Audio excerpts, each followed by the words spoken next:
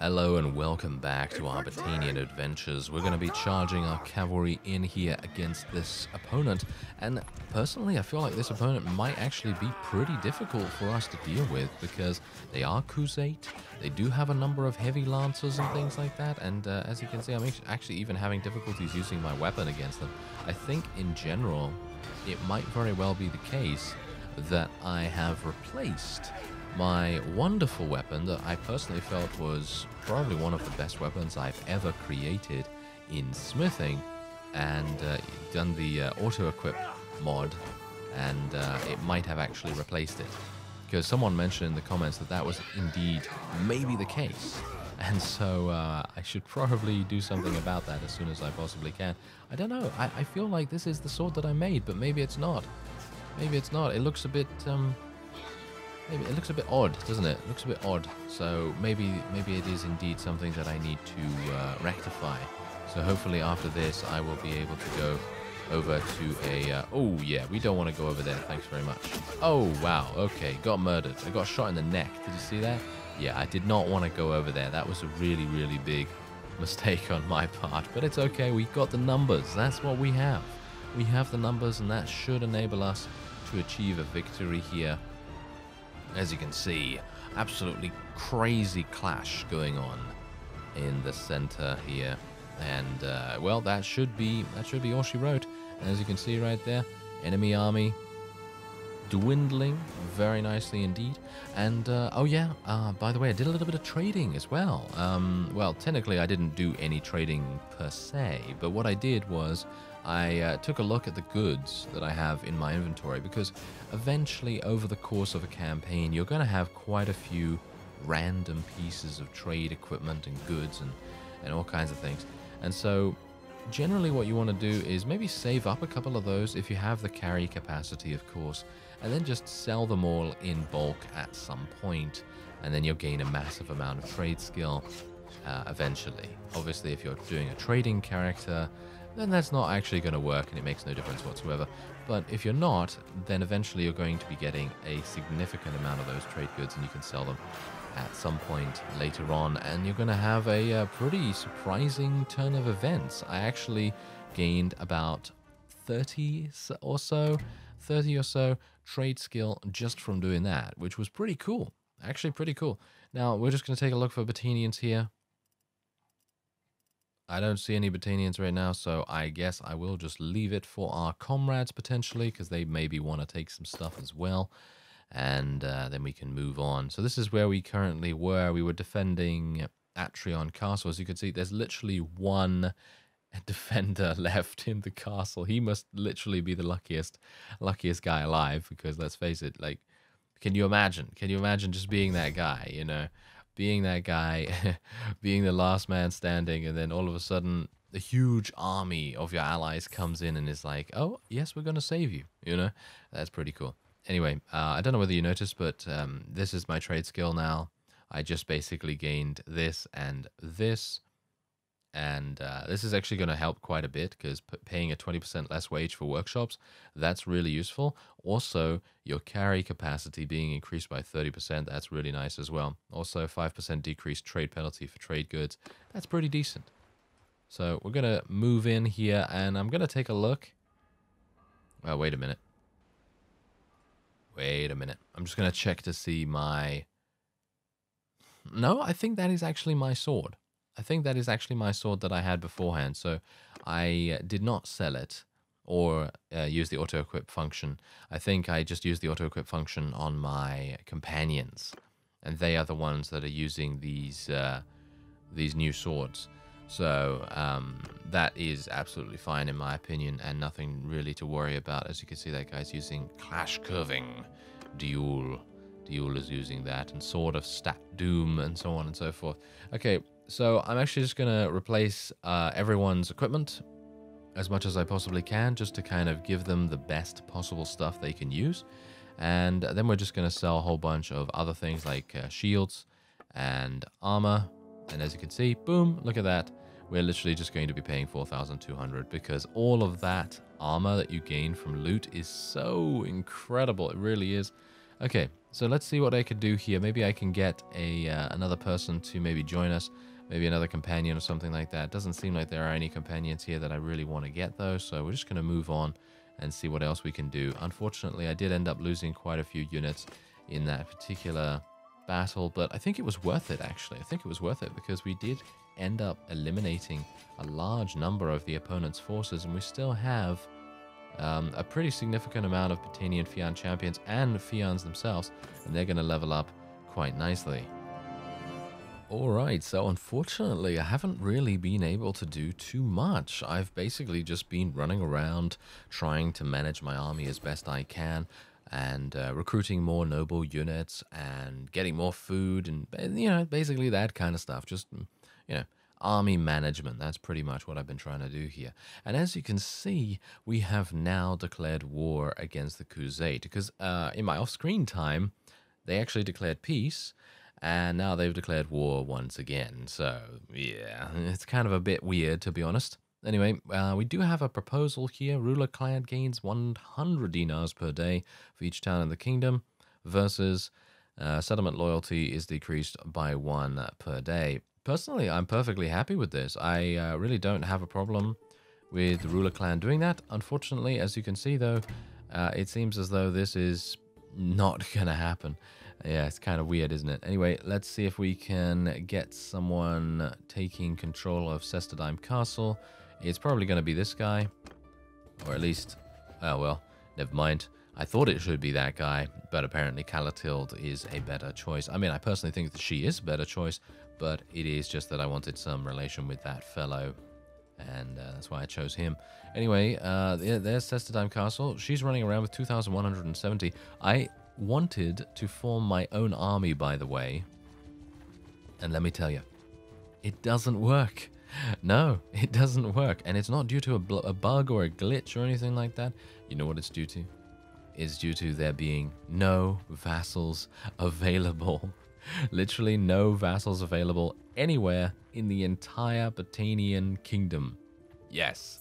That is primarily because we were in peacetime for such a significant length that we just have so much influence that all of our vassals are able to construct armies of significant amounts, and as a result, we don't even have to worry about them at all.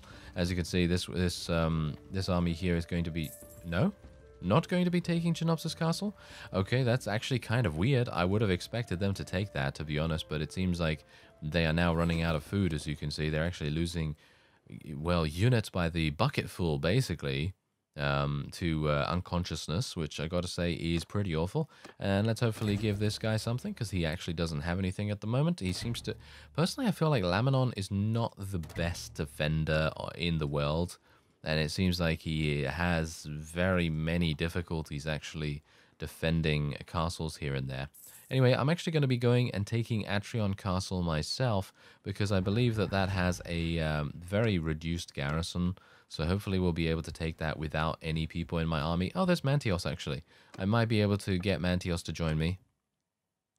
Calatilde also. I think they actually disbanded because of their cohesion being so little. Oh, apparently Mantios is in another army, as you can see. He's actually traveling to another army at the moment. Oh, that's kind of a shame. Okay, well, I guess we'll just get Calatilde and this guy, and maybe this guy as well, because they're all together and relatively close to each other. And then we'll try and take this castle relatively easily. Let me just try and besiege it properly. Thank you very much. Oh, this is... What? Why do they have 67,000 HP on the walls? Like, I mean, they just took this. Oh, it might just be that they did not destroy the walls, and instead they just went in with a couple of siege towers and a battering ram and stuff like that. That really does make a huge difference in how fast people are able to take it. And of course, it makes a huge difference in keeping the walls intact as well, because of course that makes a difference in being able to defend it once you've taken it. So it might very well be an idea in the future if we do end up taking some stuff. Maybe if it's... I mean, they only have 111 defenders. I should technically be able to auto-resolve this once I get a bunch of people in my army here. Unfortunately, these people do not have any food, so I'm going to have to share food with them. And as a result, it is going to reduce my food stock quite significantly. So I'm actually going to go in for an auto-resolve here. Hopefully I'm not going to lose too many of my own units in this. And it seems like it's going okay so far. How many Battanian champions have we lost? Just 3. Okay, that's really not a big deal. We do gain 54 renown, 34 influence as well. And we do get a number of, well, pretty useless prisoners, to be honest. Not going to be taking any of those, thank you very much. But I will be taking the loot. And there we go. We took the castle, which is exactly what we wanted. And now hopefully we can give it to someone. I think we'll probably give it to Joron. I think he's looking pretty good right now, so we're going to give it to him because he currently just has a town way back in Battanian territory, so it would be quite nice for him to have like a sort of forward base for his units, and we're just going to now disband our army just like that. And we do have a number of people still knocked unconscious. As you can see, we have Masui's army here as well, which is, I think, currently going quite nicely. And now let's just take a quick look. Oh, hello there. I'd love to be able to speak to this guy. Let me see. Wait a minute. Let's do a little bit of sneaky maneuvering. Can he go across here? No, I don't think he can. I don't think he can. No, don't speed up. Don't speed up. No. Oh, dear. Yeah, double-clicking. Anytime you double-click, that is a done deal. You just can't double-click. Okay, wait a minute. Here we go. Perfect. There we go.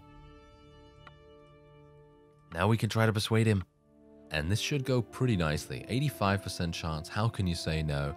Do bear in mind that Yorick obviously is not an Empire vassal by default. He's obviously from the Sturgians. So we'll see if he's actually capable of being persuaded without any cost. Yes, he is indeed. Very nice. There we go. We've increased our combat strength even further. Thank you very much. With a little bit of sneaky maneuvering, as I say. So let's move on, and I think I do need to level up a couple of people. Oh yeah, huge amount. So yeah, so what I've actually been doing with my army composition is getting a bunch of wildlings, also getting a bunch of cavalry as well, trying to balance it just that much more than I used to, but just by going for Oathsworn and of course Fian champions. So yeah, I'm just basically trying to do that as much as I possibly can. And you can see here that we do have some veteran skirmishers. How many? Oh, we don't have that much cavalry actually. I felt like we had much more before, but maybe I've just lost a bunch to random things. But it's okay. It's not a big deal. Not a big deal at all. Ooh, there is a big army coming this way. I think they might. Oh, hello. Yep. That is the big army in question, I think. So we're just going to be moving on. Alright, so it's been quite a bit of time since the previous cut, and, well, we have a decision to make here about Chenopsis Castle, and we're going to be giving it to Mr. Belgier here. And basically what I've been trying to do is stay away from the minor factions. I feel like the minor factions are not really doing the best of jobs defending their own fiefs if we actually give them something. And I personally don't like that. I think it's kind of a waste, you know? I think it's a huge waste. So we're going to be giving this to Ekerand again. There we go. There's another one for him. He's already gotten a whole bunch of fiefs, and I think he should, to be honest, because I think Ekerand has a pretty significant... Where is he, actually? Oh, no. I will never find out where he is, but he is obviously part... Oh, he's by himself? Are you serious? I'm going to give him a little bit of influence here and there. I mean, obviously he's going to gain a pretty significant amount of influence over the time being in the faction anyway, but, you know, it's going to be a bit to wait. Now, that's the thing. I've had to literally run around recruiting people, getting food, forming an army, and coming all the way over here to Dinar Castle. And this is in Khuzait territory. Pretty deep in Khuzait territory, actually. Well, kind of Sturgian territory, actually. But, you know, who's counting, really? Because the Sturgians are, of course, not actually still alive. So anyway, we're going to be bombarding their walls. Let's just see what happens. Make sure that we're not going to get ambushed from anywhere. And hopefully my trebuchets will be able to deal with the enemy siege equipment relatively easily. Now, I'm hoping that they're not going to come over with a large army, because the Khuzait are pretty much, in my opinion at least, always going to win field battles unless the Battanians have a significant numbers advantage, or just generally having massive amounts of combat strength. Because I've seen a number of battles, nothing to do with me, of course, but I've seen a number of battles, as we are now declaring war on the Aserai. That's probably not the best idea, sirs, but okay. Apparently they want to do that. Anyway, I've seen a number of battles that the AI has done. I didn't get involved in them for varying reasons, but I've seen those battles, and the Botanians have a significant numbers advantage or something. Oh.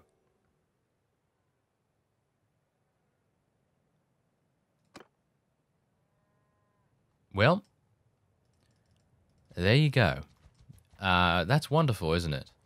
That is absolutely wonderful. I'm ecstatic. I am absolutely ecstatic about this this change, and I will now be disbanding my army because these guys have no food, and they should probably go over to Tile and buy some, or they should go somewhere and buy some at the very least. And now we have Aradwia here. I'm actually going to try and persuade Aradwia to rejoin Botania, because I feel like he is kind of annoying. He's actually kind of annoying. He seems to own pretty much every single fief that I've passed by, and it would be quite nice to try and potentially persuade him to join us. So let's do that. Okay, this guy's going to be kind of difficult to persuade, as you can see. We're not starting off with the critical success or anything like that, so I think he's probably going to be difficult. But cross your fingers. Maybe we will... Oh, here we go. Final round. Okay, here we go. This one? Whew. It was just a potluck, basically. It was just, you know, random. Okay, so let's see if he joins for that. Yeah. Okay, I think I'm pretty happy to pay this, actually. Boom. Okay, now, here's the thing. If this guy decides to now leave the Botanians after 1.7 million has been spent on him, then I will be very upset indeed. However, that is also then going to give us an idea as to who our true enemies are. And as a result, we will, of course, then, you know, take actions to rectify the indiscretion that has been perpetrated by that guy. And otherwise, we're just going to try and persuade Godun to join us as well. It would have been nice to do this when we were at war against them, but of course that is not always possible in a variety of different ways. Oh wow, look at this. Never in a million years. He has, what is that? What is that? Is that 2? Yeah, that's 2 million. 2,222,000. What a crazy guy. What a crazy guy Godun is. He seems to have some pretty significant fiefs. I actually wonder whether he left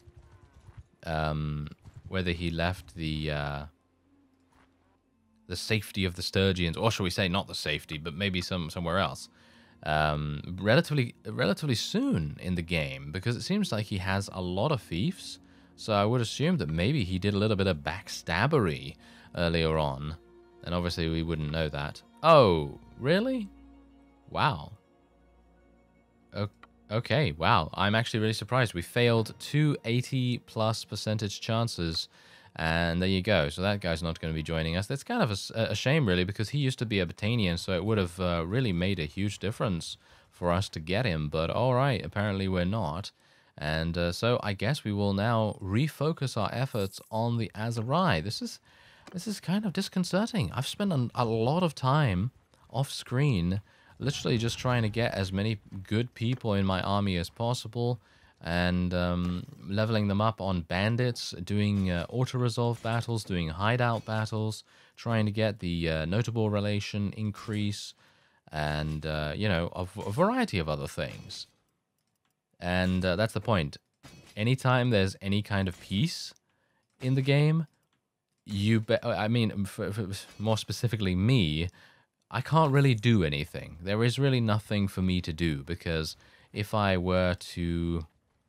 I don't know. I mean, there's a tournament. Yeah, there's a tournament all over the place, but tournaments, they don't really give that much in comparison to what I'm currently swimming in. I mean, the money that you gain in Bannerlord as you progress into late game, because I personally feel like we're in the late game right now, and the money that you gain, it kind of becomes meaningless when you figure out a good way to make cash. And you can see that I'm making 16,000 per day here, and I don't even have a huge amount of things. I literally have 2 ironmongers, and that's literally it. I could have 5, I believe. So if I wanted to, I could pretty much double or triple my income right there. And of course, that's not what I'm gonna do. I mean, I feel like that is, I feel like it's just pointless, really, because I could literally just go to a nearby smithy. I could, you know, construct a whole bunch of 2-handed swords, and I could sell those for a massive amount of cash. Now, of course, we do have the Southern Empire running around here as well, and I would very much like to try and persuade maybe this guy. Can I get him? He's 5.6. Never in a million years. Never in a million years. But I might be able to do something here. Aha. Hello. Are you going to win? Are you going to win, sir? Let me actually just figure out who I need to speak to real quick. I have no idea which ones I'm actually mousing over at this point because they're all combined into one. So I'm going to have to wait until Carfid gets defeated and then pause the game immediately. Okay, let's have a look. Okay, Honoratus. Let's speak to Honoratus. I believe he's the leader of a clan, isn't he? Yes, he... No, he isn't. Oh, it's actually Oros. It is actually Oros who is the leader. Okay, let's actually just wait a minute then. Wait a minute. Okay, it's kind of annoying when you can't remember the names of these guys. There's so many different vassals as well. Alright, so Oros is the leader of this clan completely by the looks of things. Let me see. Saratis, let's have a look. Yes, Saratis. Okay, perfect. Okay, let's speak to him. Let's try and get him into a situation where we can try and persuade him. There we go. Nice critical success initially. And let's see if we can do some more. There we go. Yeah, I think this guy's a done deal. I think he will join us for free as well. Or at least I hope so. Oh, he didn't. But he's joining... yeah, he is basically joining for free. Let me... I could take all of his money, but I won't take all of his money. I'll leave him with a little bit, just so that he can continue to, you know, recruit people and do whatever else he wants to do. But I'd actually like to do a little bit of a battle here, if at all possible. But no, they're just gonna run away. Not really much I can do about that. And as you could no doubt tell, Lycaron is pretty much impossible for us to deal with here because it has, I think, over, yeah, 1,273 units. We do have Misui coming in over there, so it might be possible for her to potentially take it. But of course, she's not going to need my assistance for that at all. Anyway, that is going to be it for this episode. We have just taken this castle over here, and we do seem to be in a siege. Wait a minute, that's not us. Oh dear. Seems like the Kaoses are also at war against the Aserai. That's not very good, is it? That means that the Kaoses are going to be significantly interfering in the various things that we can possibly do now. So, that grinds my gears quite considerably, actually. So I'm not entirely sure what we're going to do about that. But we're going to give Aradwir this particular... I'm going to spend 300 influence on this guy, mainly because I want to get him to 99 relation. I want to try to make sure that he doesn't leave, but that's the thing.